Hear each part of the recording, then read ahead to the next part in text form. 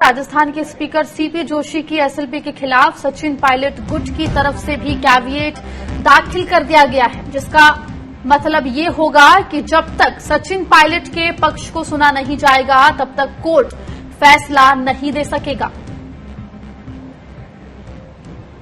हमारे संवाददाता रामस्वरूप हमारे साथ जुड़ गए इस खबर पर। रामस्वरूप, तो स्पीकर सीपी जोशी ने जो एसएलपी दायर की थी उसके अगेंस्ट भी अब सचिन पायलट गुट ने कैविएट दाखिल कर दिया है सुप्रीम कोर्ट में।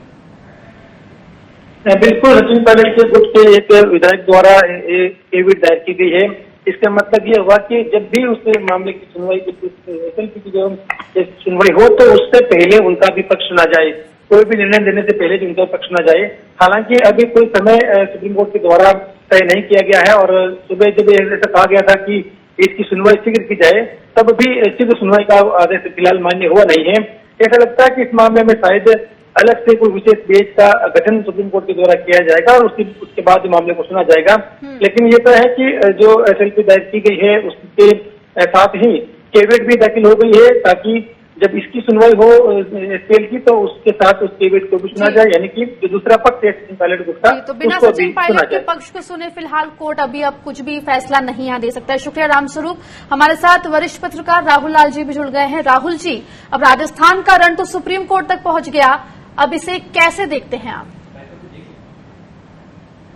जो पूरा मामला है, हमारे संविधान में शक्ति पृथक्करण किया गया है, यानी कि न्यायपालिका को पूर्णतः अलग रखा गया और विधायिका को पूर्णतः अलग रखा गया है।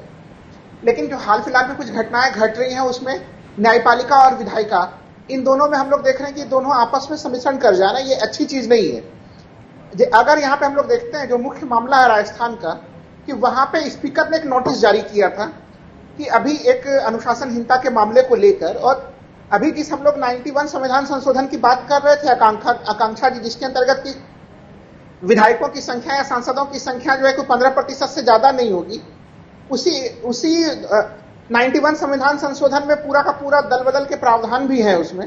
इसके पहले 52वां संविधान संशोधन में वो प्रावधान किए गए थे। तो इन प्रावधानों के अनुसार स्पीकर को पूर्ण निर्णय लेना है और जो कोर्ट के जो हस्तक्षेप होंगे, जब तक स्पीकर कोई निर्णय नहीं लेता है तो उसके पहले कोर्ट के हस्तक्षेप नहीं होंगे। हम लोगों ने अभी देखा था कुछ दिन पहले जब कर्नाटक का मामला चल रहा था, तो वहां पे माननीय सर्वोच्च न्यायालय ने स्पीकर को एक समय दिया था कि आप इतने समय तक में विधायकों के योग्यता या अयोग्यता का निर्णय आप ले लीजिए।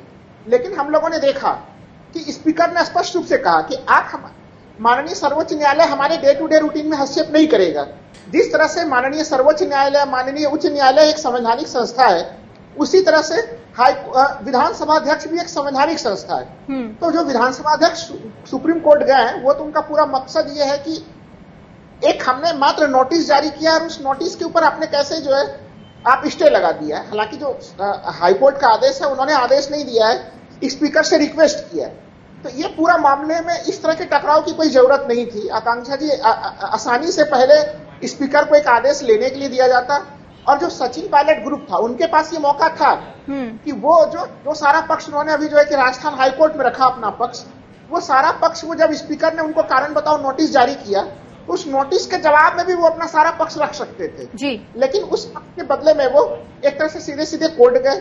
और अभी भी हम लोग देख रहे हैं कि आज जो संपूर्ण घटनाक्रम घटा है कि सीजीआई ने स्पष्ट कर दिया है कि जो सुप्रीम कोर्ट का रजिस्ट्रार वो देखेगा कि कब उसको समय मिलना है। तो अभी समय, इस मामले को अभी समय नहीं मिला है राजस्थान के स्पीकर को। दूसरी चीज की जो स्पष्ट है कि अगर सचिन पायलट ग्रुप ने वहां पे कैविएट दाखिल किया है, तो जब भी सुप्रीम कोर्ट भी कुछ इसमें निर्णय देगा तो वो उनके सलाह उनको सुनने के बाद ही देगा। लेकिन मुझे अभी भी लग रहा है कि ये पूरा मामला अभी इसमें न्यायिक विनिश्चय का मामला है नहीं। हाईकोर्ट को भी इसमें इस तरह का निर्णय उन्हें नहीं देना चाहिए कि आप अभी तक निर्णय 24 तक रोकिए। तो इस तरह के टकराव से बचना चाहिए। एक संविधान है, संविधान से सबों की अपनी अपनी अलग अलग शक्तियां हैं और सबों को अपने अपने शक्तियों के दायरे में कार्य करना चाहिए। अगर लोग एक दूसरे की शक्तियों के भीतर आकांक्षा जी हस्तक्षेप करेंगे तो फिर उससे संवैधानिक संकट उत्पन्न होता है। इस प्रकार के संवैधानिक संकट को टालने का प्रयास किया जाना चाहिए। जी, शुक्रिया बहुत बहुत हमसे जुड़ने के लिए और बात करने के लिए राहुल जी।